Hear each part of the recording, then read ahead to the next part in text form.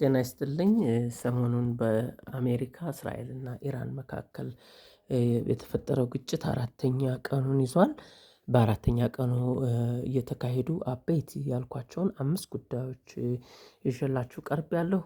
የመጀመሪያው የአሜሪካ ኤምባሲ ላይ ጥቃት መድረሱን የተመለከተ ጉዳይ ነው። እንግዲህ በሳውዲ አረቢያ የሚገኘው የአሜሪካን ኤምባሲ ከኢራን በተሰነዘረ የድሮን ጥቃት ከፍተኛ ጉዳት ደርሶበታል እና በተንቀሳቃሽ ምስሎችን ስናይ እሳቱ ከፍተኛ ነበረ። ሌሊት በተካሄደው ጥቃት በኤምባሲው ህንፃ ላይ ድሮኖች ወድቀው ከፍተኛ ጉዳት ደርሷል። በቀጣናው እየተስፋፋ የመጣውን የኢራን ጥቃት ተከትሎ አሜሪካ ዜጎቿን ከ14 የቀጣናው ሀገራት በአስቸኳይ እንዲወጡ አስጠንቅቃለች። በበርካታ የመካከለኛው ምስራቅ ሀገራት የሚገኙ ኤምባሲዎቿና ቆንስላ ጽሕፈት ቤቶቿ አገልግሎት ማቆማቸውም እንዲሁ ተሰምቷል። በምትኩ አደጋ ላይ ላሉ ዜጎቿ 24 ሰዓት ምላሽና እገዛ የሚያደርግ ቡድን አቋቁማለች ማለት ነው። ይሄ የመጀመሪያው አበይት ጉዳይ ነው። ሁለተኛው የዛሬ ሁነት ተብሎ ብዙ ሽፋን ያገኘው የተገደሉት 165 ኢራናውያን ህጻናት ቀብር መፈጸሙን ነው። በመጀመሪያው ቀን እንግዲህ በአሜሪካና እስራኤል ጥቃት የተገደሉ 165 ሴት ህጻናት ቀብራቸው ዛሬ ተፈጽሟል ማለት ነው።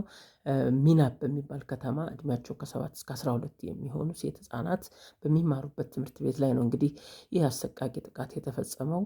በጅምላ መቃብሩ ላይ ከ10 ሺዎች በላይ የሚቆጠሩ ኢራናውያን ተገኝተው ሀዘናቸውን ገልጸዋል።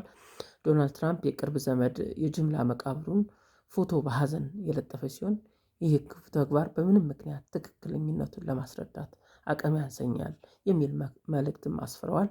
የተባበሩት መንግስታት ድርጅት ድርጊቱን አሰቃቂ ሲል ኮንኗል።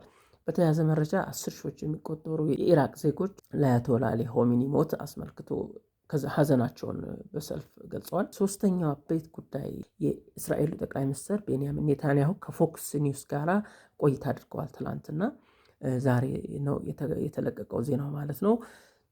እንግዲህ ፎክስ ኒውስ ወግ አጥባቂ ሚዲያ ነው። እንደሚታወቀው ሪፐብሊካኖች ድምፅ መሆኑ ይታወቃል።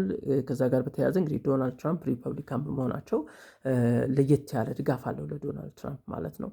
ይህ ሚዲያ የዎል ስትሪት ጆርናል፣ የዘሰን ጋዜጣ እንዲሁም የፎክስ ኒውስ ግሩፕስ ባለቤት የሆኑት አውስትራሊያዊ ቱጃር ሩፐርት ሙርዶክ የሚባሉ ሰው ናቸው። የትራምፕ ወዳጅ ናቸው። እንግዲህ ከፎክስ ኒውስ ጋራ ነው ቤንያሚን ኔታንያሁ በርካታ ጉዳዮችን አንስተው ውይይት ያደረጉት። ለምሳሌ ከተነሱ ነጥቦች መካከል ኢራን ጋር የገቡበት ጦርነት ዓመት ባልሞላ ጊዜ ውስጥ ይጠናቀቃል የሚል ጉዳይ አንስተዋል።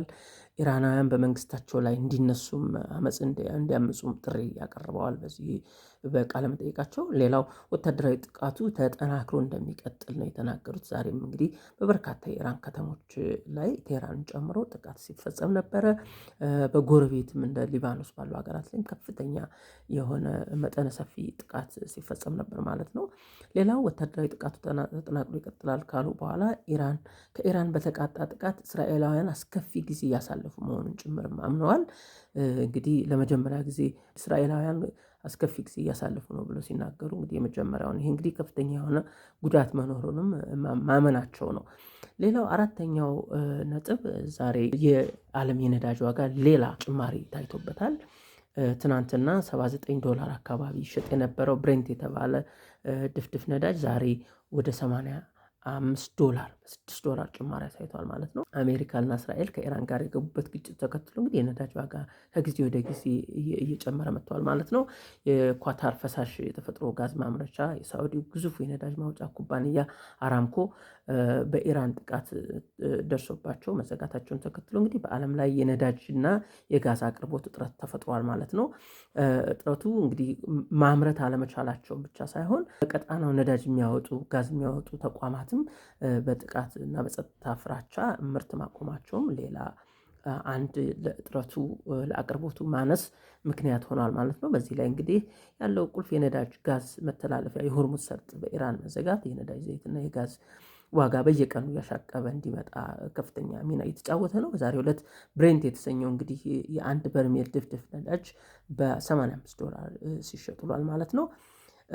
የተፈጥሮ ጋዝ ወይም ደግሞ ፈሳሽ የተፈጥሮ ጋዝ አቅርቦት እንዲሁ በአውሮፓ በአንዳንድ ሀገራት እጥረቱ በጣም አሳሳቢ ደረጃ ላይ ደርሷል። እንግዲህ ትናንትና እንደገለጽኩላችሁ አውሮፓ የተፈጥሮ ጋዝ ወይም ይሄ ጋዝ የሚባለው ቤት የሚያሞቁበት ምግብ የሚያበስሉበትን ጋዝ በርካሽ ዋጋ ከሩሲያ ነበር የሚያገኙት እና ከዩክሬን ጋር በገቡበት ጦርነት ምክንያት ብዙ ሀገራት ደንበኝነታቸውን አቁመዋል። ስለዚህ ያላቸውን አማራጭ መካከለኛው ምስራቅ ነበር።